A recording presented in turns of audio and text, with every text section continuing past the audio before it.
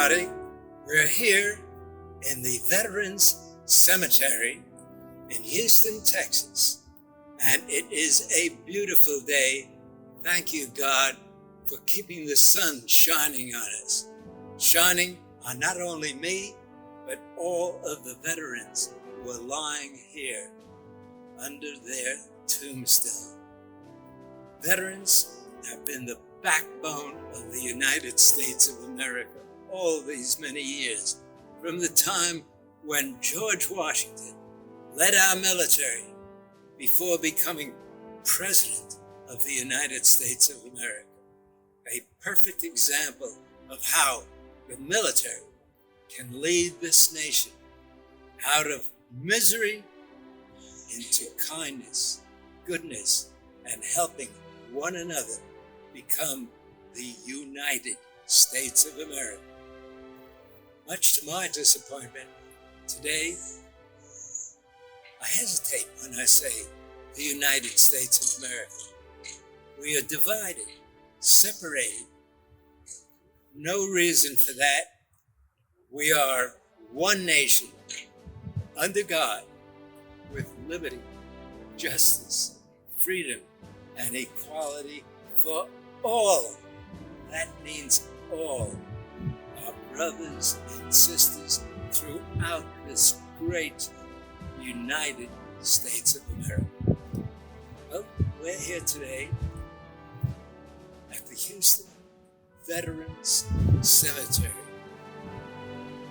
a place that we shouldn't ever forget. We must always remember our veterans from the time George Washington, who became our first president, served in the military.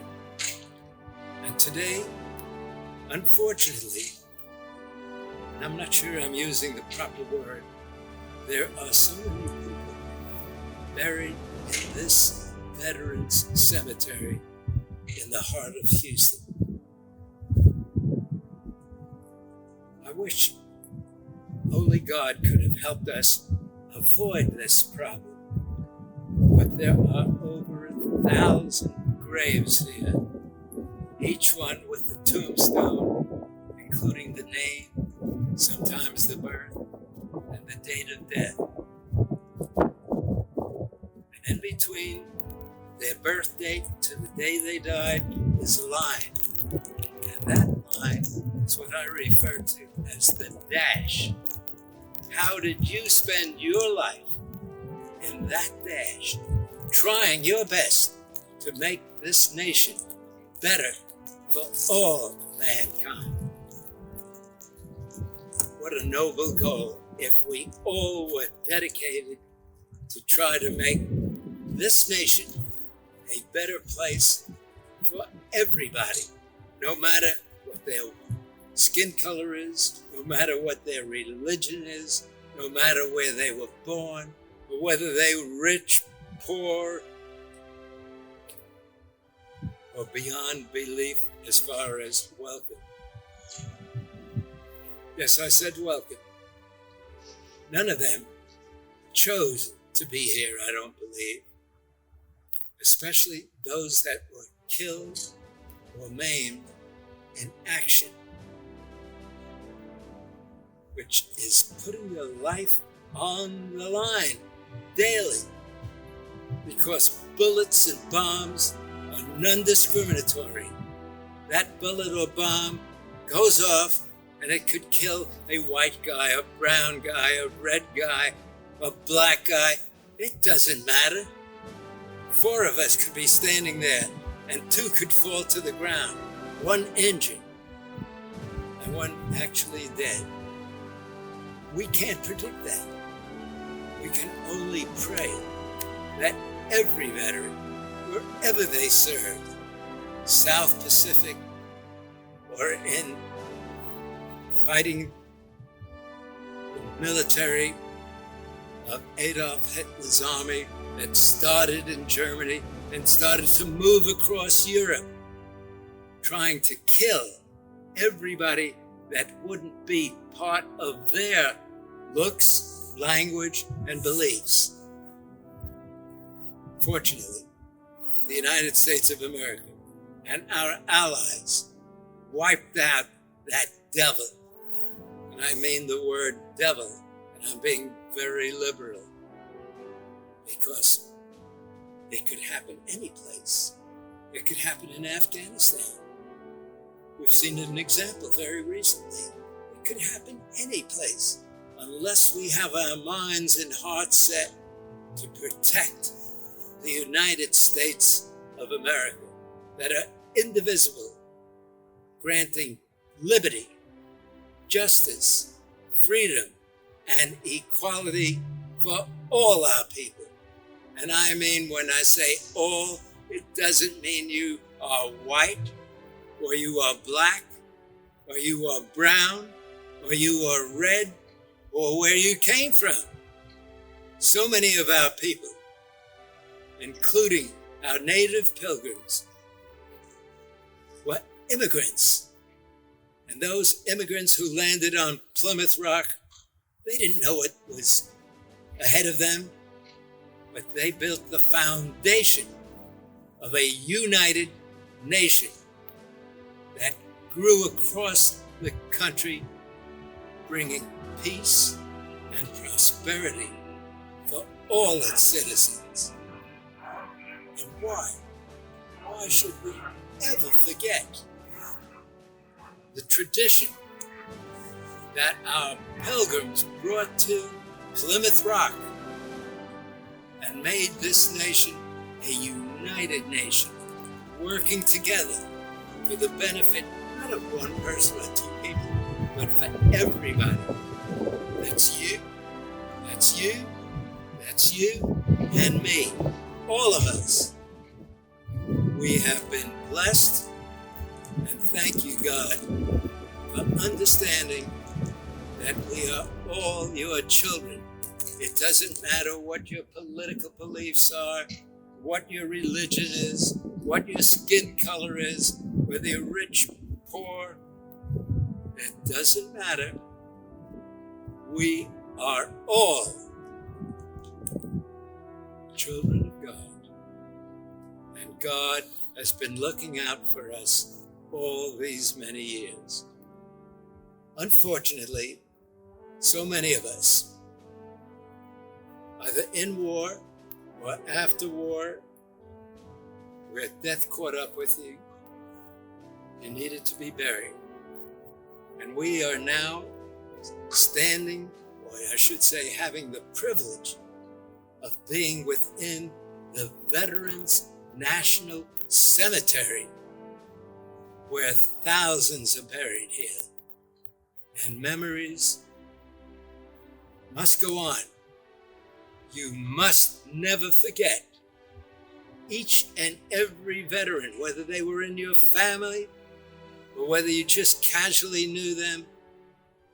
They sacrificed their time, their lives, and missing their families to protect you and me and everyone else, to be safe, secure, and not in danger from our enemies, which might be from the United States or from anywhere else in the world. And unfortunately, I do say that sincerely, unfortunately, not everybody across the world understands that. Within their own countries, they're discriminating, they're hating, and they're killing their own citizens. God bless America to never get into that nasty, nasty rut, which is discriminating against one another. I'll repeat it again. You may not believe it, but we are all, every one of us, God's children. And God is looking at me and you, and on Veterans Day, reminding us there are those thousands of people who have given up their lives, their limbs, their future to keep you and me and every American safe, secure, and enjoying living your life with your family, with your friends, with your co-workers. That's what it's all about. Yes, that's what it's all about. Enjoying life, enjoying growing up, to be successful, to be a contributor to making this world a better place, not only for you and your family, but for everyone. Do you have a moral code? I've got to tell you about this. I was in kindergarten. I heard the word moral code. I went running home to my mom and said, "Mom, moral code, what does that mean? Does that mean the FBI is sending telegraph messages to some other people in the government?" And she looked at me and she said, "No, Earl, that's not it. A moral code is something which you put into your heart, into your brain, into your soul, to teach you how to be a better person for the rest of your life." "Well, Mom, do I have a moral code?" "Earl, go into the bedroom. Sit there for a few minutes. Think about it. Then come out and tell me what you think your moral code should be. It is something that stays in your mind, in your heart, and within your soul. Do it."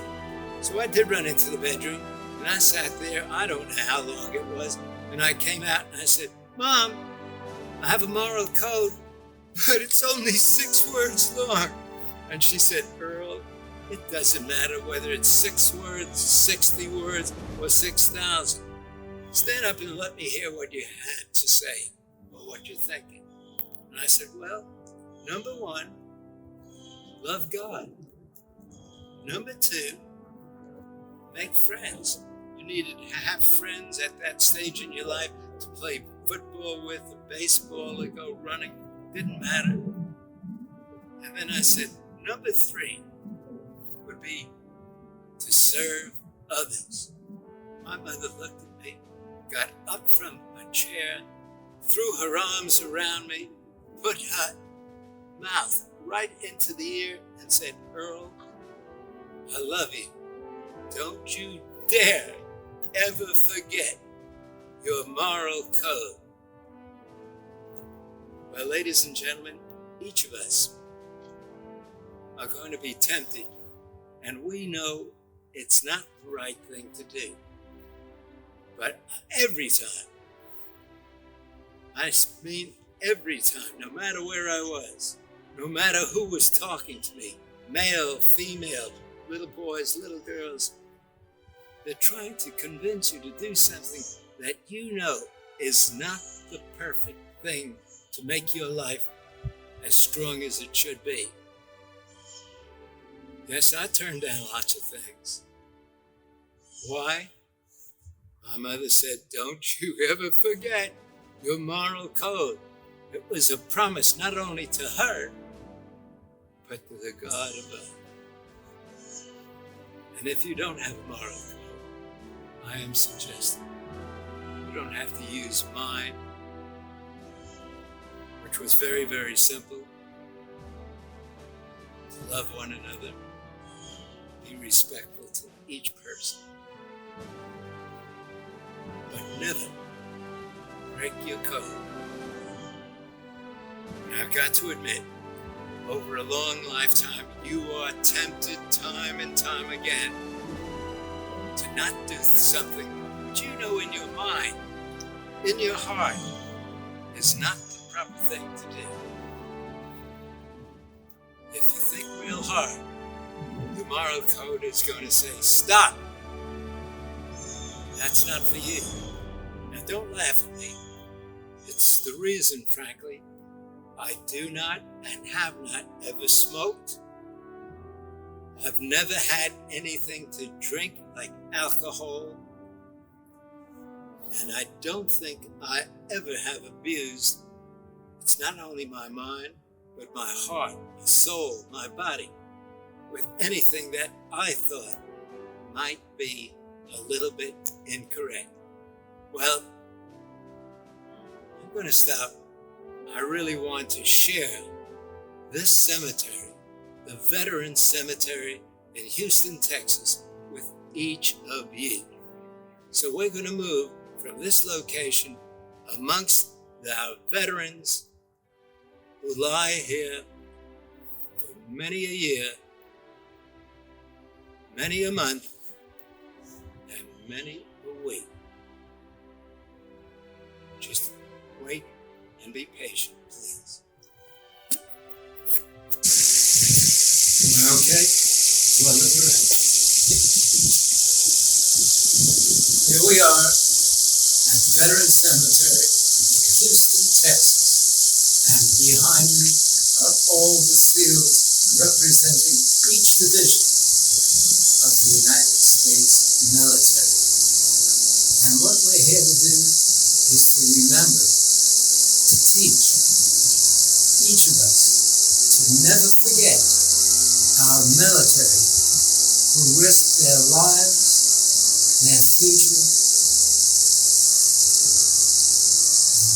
their bodies that may be destroyed, trying to protect you, and you. That's what they're there for. To beat the enemy before the enemy can kill the United States of America. A terrific assignment when we have to put your life at risk. Yes, total risk. Never knowing who, what might be hurt, injured, or killed. That's our military, ladies and gentlemen. Your sons, your fathers, your brothers, your sisters, anybody, whoever takes the pledge to serve the United States of America. God bless each and every one of you. From the day the nation was formed until what is happening today, we never know which enemy is going to try to beat us. Never, never, as long as our military stays strong and we give them the equipment and tools to win any battle and every battle, wherever they are fighting, wherever it may be, or whenever it may be. Our military is the backbone of the United States of America. I salute every one of you and only remind you, never, ever forget those men and women serving our nation to keep it safe, secure, away from harm, and hopefully to remain the United States of America. It's a remarkable thing. 110,000 graves of men and women interred here in the heart of the Veterans Military Cemetery in Houston. And when I think about it, it's repeated all over the United States. And it's your obligation as well as mine to remember. Remember. Don't forget, whether they're your family or not, remember our veterans. Okay, Veterans Day is a very special day, but every day should be a very important, special day in your lives, and your lives, and your lives. In remembrance to never forget those people who sacrificed their lives, their time, their effort to keep you and I safe, secure, and living a life of luxury at home. So please, all I'm asking, not only on Veterans Day, but make every day throughout the year to never forget the veterans from the time of George Washington, who was our first general, up until today. Our veterans are serving across the world, and as I look at these tombstones, they're from Korea. They're from the South Pacific. They are all over the world.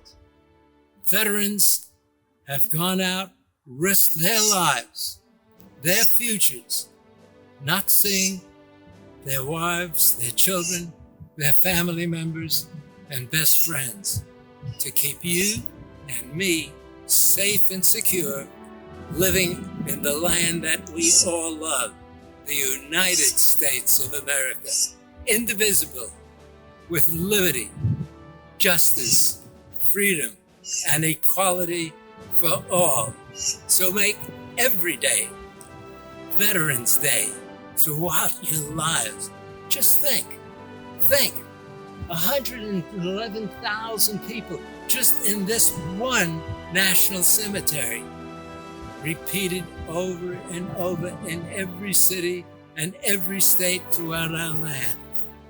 You and I have so much to be thankful for. As I look around, I see crosses on some of these monuments. I see a Star of David. It doesn't matter. They're military veterans that risk their lives.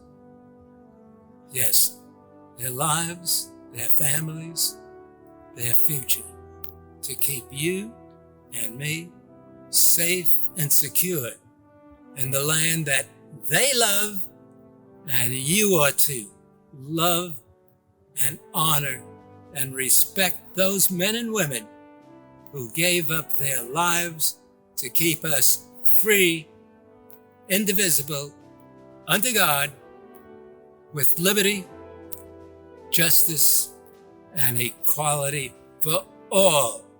God bless them, and please don't forget, every day is Veterans Day. Thank you.